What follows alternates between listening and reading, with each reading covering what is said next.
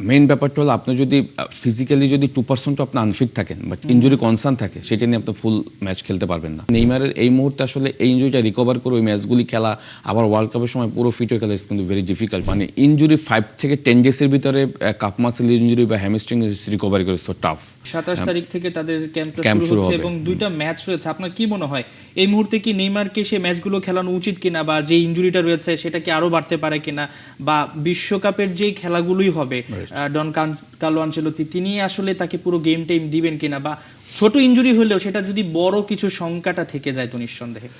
দেখেন আপনি যত বড় প্লেয়ার হন না কেন, আপনি আপনার মেইন ব্যাপারটা হলো আপনি যদি ফিজিক্যালি যদি 2% আপনি আনফিট থাকেন বাট ইনজুরি কনসার্ন থাকে সেটা নিয়ে আপনি ফুল ম্যাচ খেলতে পারবেন না, মানে ফুল রিদমে খেলতে পারবেন না। হ্যাঁ, স্মাই প্লেয়ার পার্সপেক্টিভ থেকে বললাম। তো সেই জায়গা থেকে আপনি যেটা বলছেন এবং টুর্নামেন্ট কিন্তু খুব কামিং, খুবই কাছে এবং তাদের আরও দুইটা ম্যাচ আছে কিন্তু।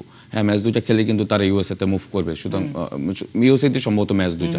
তো সেই দিক যদি বিবেচনা করে নেইমারের এই মুহূর্তে আসলে এই ইনজুরিটা রিকভার করে ওই ম্যাচগুলি খেলা আবার ওয়ার্ল্ড কাপের সময় পুরো ফিট হয়ে খেলা ইজ কিন্তু ভেরি ডিফিকাল্ট। এবং নেইমার কিন্তু রিসেন্টলি বেশ কয়েকবার কিন্তু এরকম ইনজুরিতে পড়েছে। ছোট হিসেবে বলা হচ্ছে, এটা কি মিডিয়াতে আসলে ছোট হিসেবে বলা হচ্ছে যাতে অন্য কেউ এটাকে অন্যভাবে ব্যবহার করতে না পারে? দেখেন এখন ব্যাপারটা হলো আমি যেহেতু প্লেয়ার ছিলাম পার্সপেক্টিভ থেকে, মানে ইনজুরি 5 থেকে 10 ডেজের ভিতরে কাপ মাসেল ইনজুরি বা হ্যামস্ট্রিং রিকভারি করে সো টাফ। এখন দেখা যাবে যে ইনজুরিটা আসলে কোন পর্যায়ে রয়েছে।